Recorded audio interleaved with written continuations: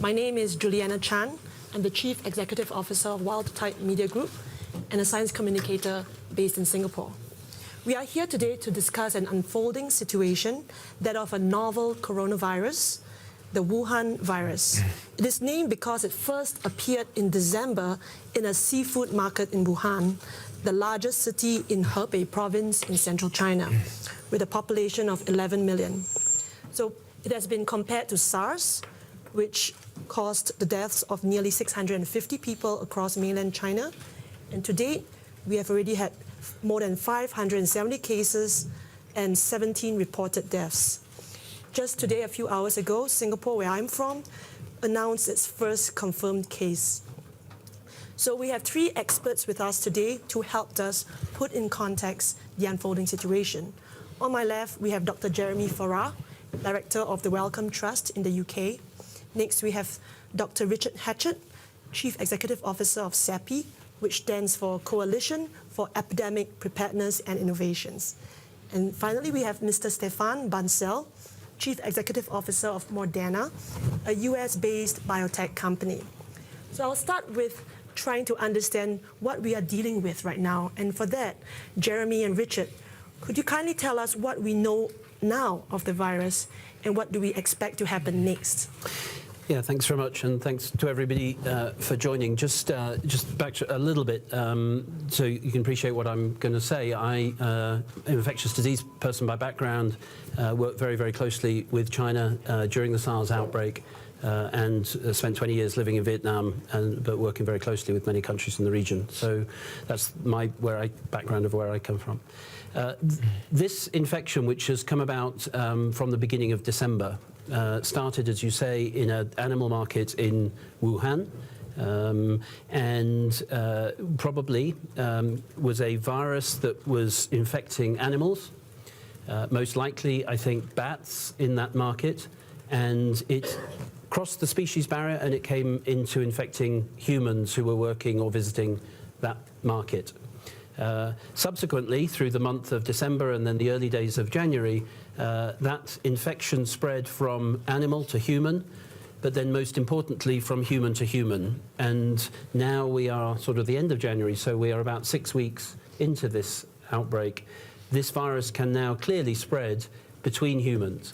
It's spread by the respiratory tract. That means that somebody with symptoms would have a cough, a sore throat, and would pass it to somebody else by coughing or sneezing in the same way that influenza is spread around people.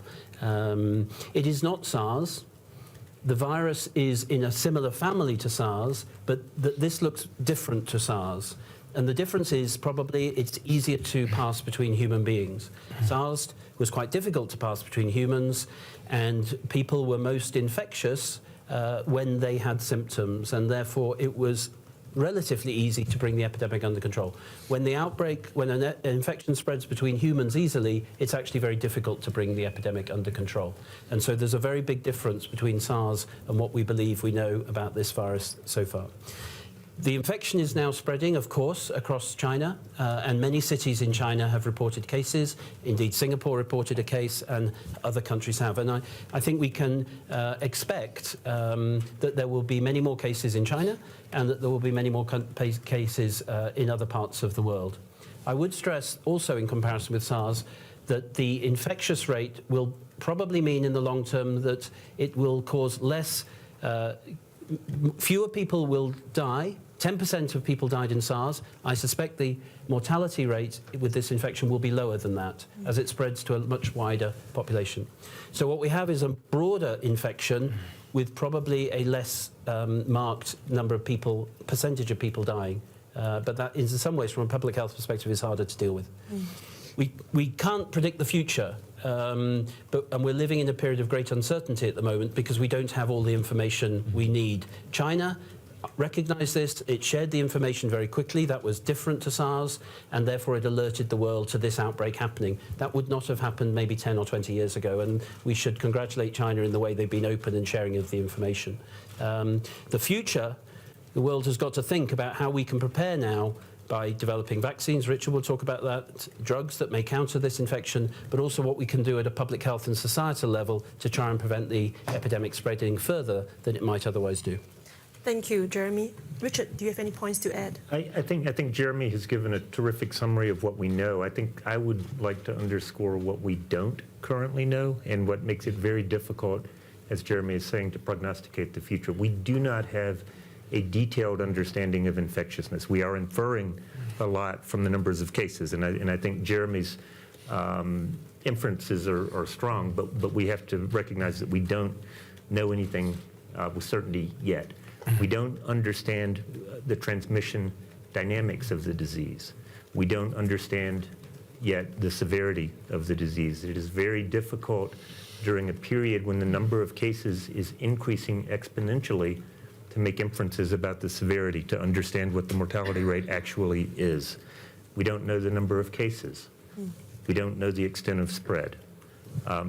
This is all critical information that will inform what is required to bring the outbreak under control, and I am sure that Chinese authorities are digging as quickly and deeply as they can to understand all of these factors. And so over the next several weeks and even months, we will have a greater understanding of all of these issues, and it will help us tailor and target our response appropriately. By point of comparison, in 2009, I was working in the White House helping orchestrate the pandemic response to H1N1. We knew by the end of April that the virus that was spreading, H1N1, was going to cause a global pandemic. We did not have an accurate estimate of severity until August. And that was with a virus that was reasonably well understood from the beginning and very intensively studied. So many of these answers may not become available in the time fashion that we would all like. And we're going to have to make decisions under ambiguity and uncertainty, and we're going to have to make decisions that have potentially very significant cost. We are seeing that currently in China with some of the decisions about travel restrictions. And we as an organization, CEPI, we were set up to fund vaccine development. Vaccine development is a very expensive undertaking, but if we don't take steps now, we won't have the vaccines in a timely fashion. Thank you, Richard. So, Jeremy, this is for you. So I'm Singaporean Chinese, and you may be aware that on Saturday is the first day of Chinese New Year, is 华人新年初一. So hundreds of millions of Chinese people around the world will be traveling to either go home or visit a loved ones. We know that they have already locked down the city of Wuhan and others as well. Are countries taking enough precautionary measures? What else must we be doing? Thank you. Yeah, no, I do know it's China. I was born in Singapore, so I am ingrained in that. In many ways, this outbreak, as so often happens, couldn't be happening at a worse time. I mean, Chinese New Year, I believe I'm right in saying about 450 million people will be traveling in China alone, and then many people in the region, and then globally. During the pandemic of 2009, which Richard refers to, when in fact we started working together in some ways, we did some work in Vietnam where I was living at the time. Travel restrictions are a very important sense that the authorities are doing something. It's a very important statement to communities that this is serious. The actual impact of travel restrictions, at least in my opinion, are not going to be the answer. Firstly, you can't stop everybody traveling. If you stop people traveling, they often find other ways to travel that may be not so obvious. And in the end, if I were infectious now with no symptoms, I could pass it on even though you may not know I was sick. So travel restrictions can buy you a bit of time, and that's very important to do. It might buy you a day, it might buy you a week, it might buy you 2 or 3 weeks. But in the end, you have to use that time to put in place the critical public health interventions that you need, because travel restrictions on their own will not stop this epidemic moving. Thank you. So on that note, I think, Richard, it's a good time to talk about CEPI, because it was launched 3 years ago right here in Davos, in the shadow of the Ebola outbreak in West Africa. So what is CEPI's response to Wuhan virus, and what is on the research agenda? Sure. No, CEPI, the Coalition for Epidemic Preparedness Innovations, was established by global public health authorities. Jeremy played an important role with others in setting CEPI up, and was funded by a number of philanthropic organizations and sovereign countries for exactly this kind of event. It was set up to develop vaccines against diseases like Ebola that we know about, and to be prepared for the next unknown disease, the next epidemic, so that we could respond rapidly. So CEPI is focused exclusively on vaccines, and we have been working very aggressively over the last couple of weeks to assess the situation first, to try to make determinations about what steps are appropriate. And as the epidemiologic situation has unfolded, our sense of what we need to do has become more clear, and our sense that we need to move faster and move farther, perhaps, has also become more clear.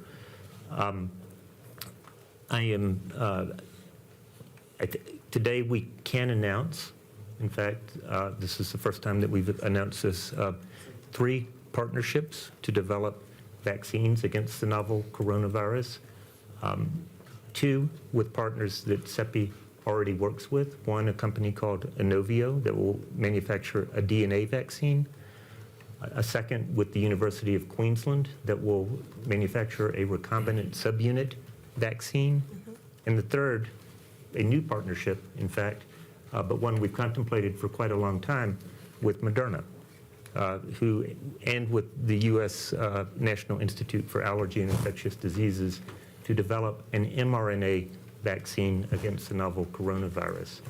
Our hope is to have these vaccines developed very rapidly and to move them rapidly into human clinical trials, perhaps as early as the summer. And I would like to give Stefan a chance to talk about his program in particular. Thank you, Richard. Stefan, maybe you could share with us about this vaccine and when we can expect it. Good. So thank you again for having me and having the company. So let me maybe say a few words about Moderna so you understand what we're trying to do here. So Moderna is a biotechnology company based in the US. And what we're trying to do with the US government, through NIH and with CEPI, is to use our technology to help. So Moderna, what we do is we make mRNA medicines, which is of course a new technology, where we inject basically instruction into humans, for humans to make their own medicine, using your own machinery of your cells to make your own protein as medicine.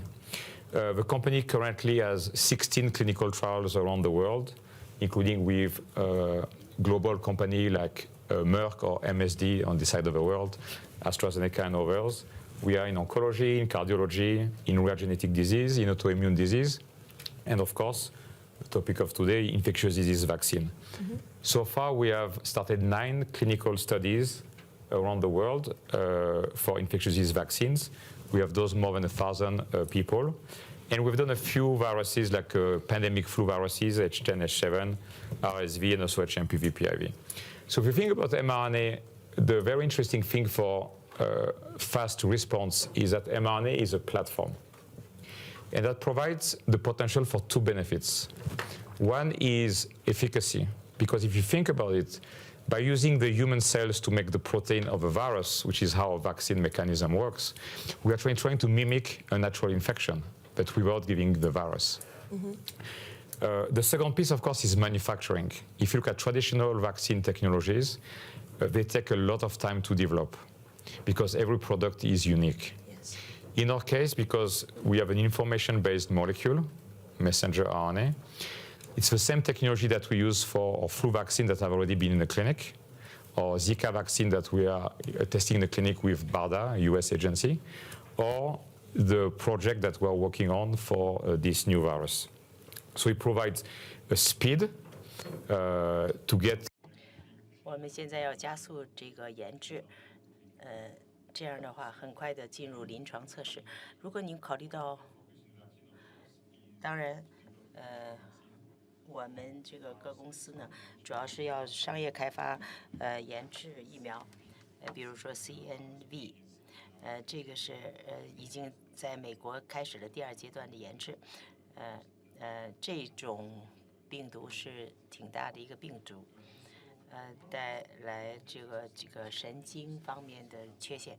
那么另外呢，我还有认为呢还有可能的益处，就是病理，就是免疫病理方面的，比如在美国。巴达就是美国的这个卫生这个国务秘书的这个所在地。另外呢，我们还跟很高兴的跟 CP 这个搞了目前他刚才说的那个叫那个项目，我们要在这个帮助对抗这个这种传染病。在美国这个美国的国家卫生院呢我们已经开始使用。因为正如 Jeremy 所说的，这个一个我们在这个地方推出产品非常重要。有没有这个时间段？现在你们到底什么时候能出来？那么，因为现在我们匆忙的研制疫苗是那个以往前所没有的一种状况。这也就为什么我们要加强协作。因为现在我们的时间很紧，我们必须立即研制出一种疫苗，然后呢，这个临床上进行试验。CP 呢，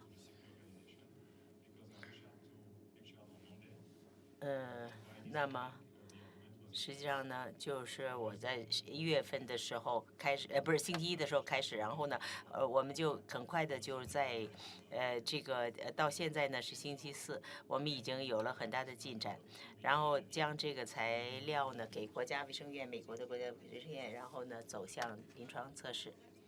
现在呢，我就请大家请听众问答。那么这3个，我们现在可以呢，你们可以自报家门，然后呢，给我们提一个简短的问题。我是中国的泰斯媒体的，我向 Hara Haiti 来提一个问题。你刚才提到了，就是在可能呢旅行禁令，可能呢不会生效，不会有效，因为人们还是想在城市之间流动。那么现在武汉人口超过了1000万。由于人口众多呢，这个旅行禁令采取措施呢，可能效率会降低，因为呢，在有史以来这是第1次这么大规模的旅行禁令。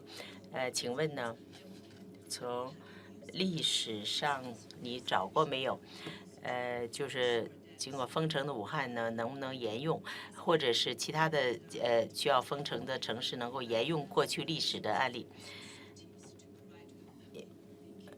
然后我们是不是能够向武汉人民呢提出这个提供相关的资源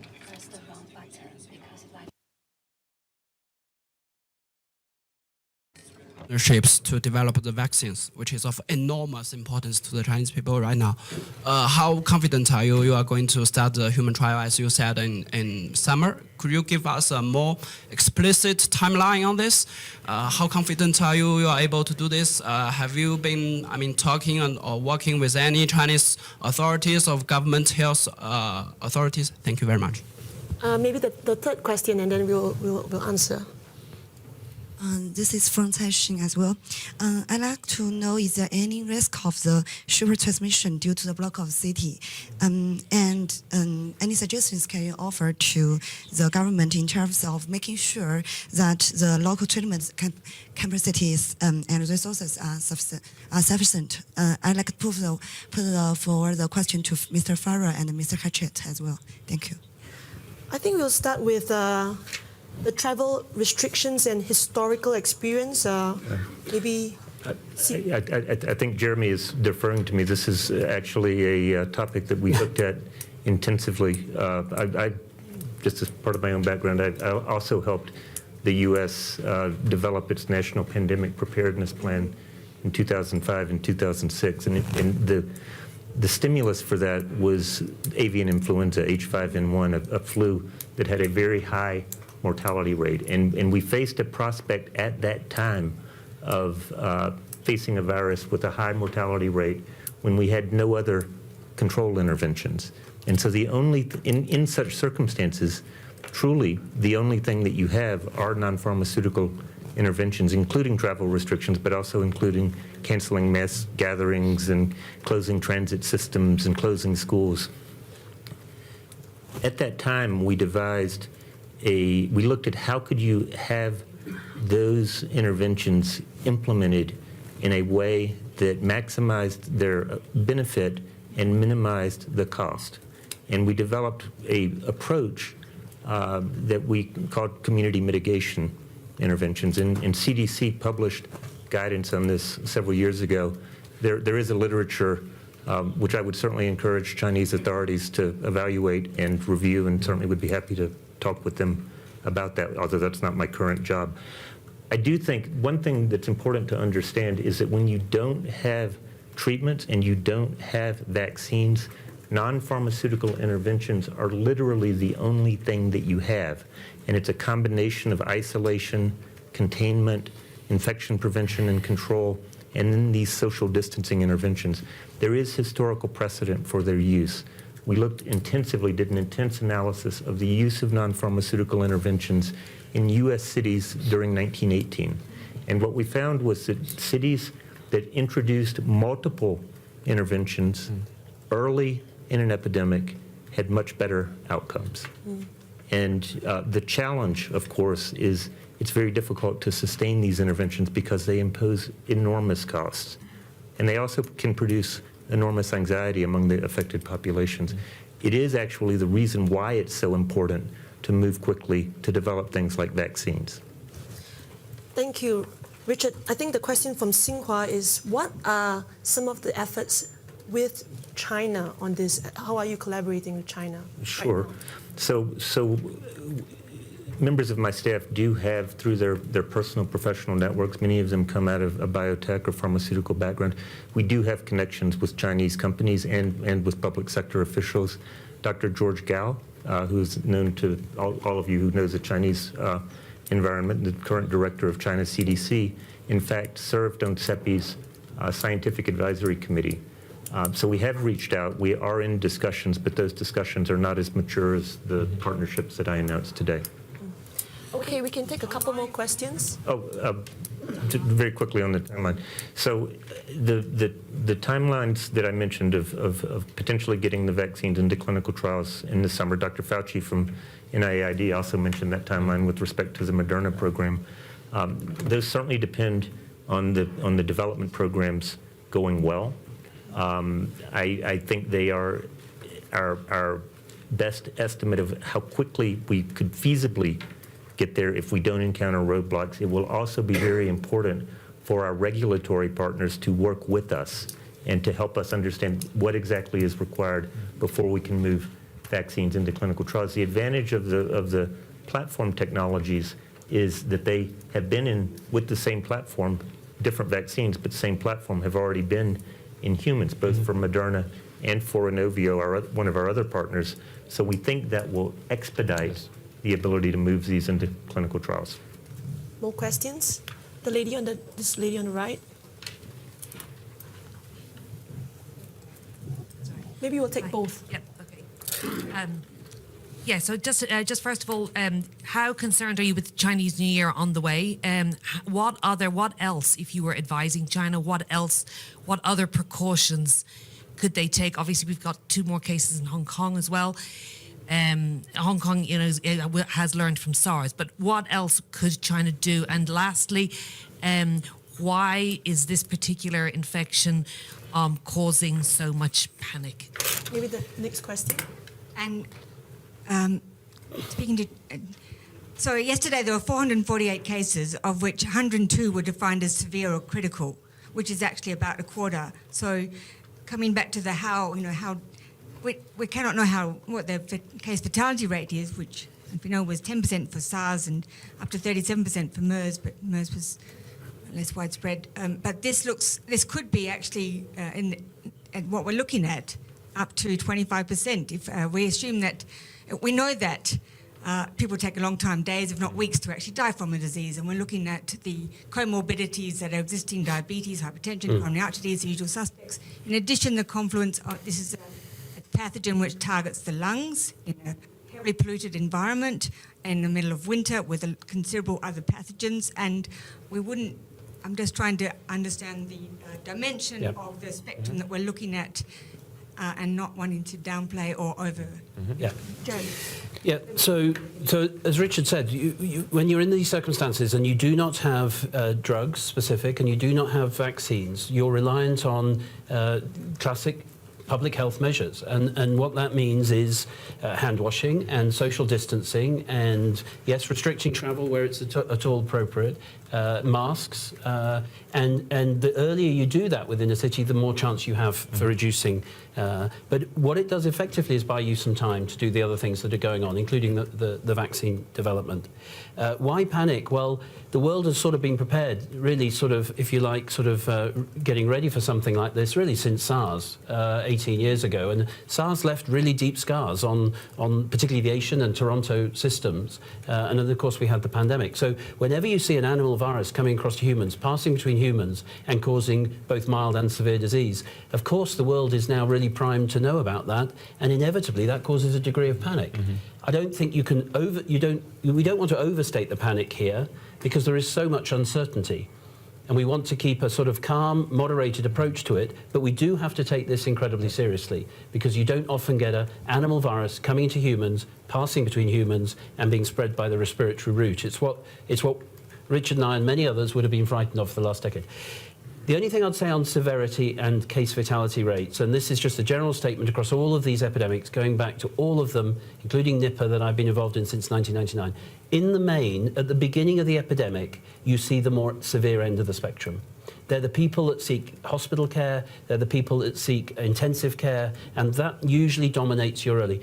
You can't tell for some weeks, actually, until you see the full spectrum of illness, quite how severe the spectrum is. And at the moment, we're in that period of uncertainty. Yes, 25% of the moment of the people may have had severe disease or be dying. We don't know what that really means in terms of the denominator in the population that has the infection, how many severe, and how many are dying. And we could all guess, but it would be a guess, as Richard said earlier.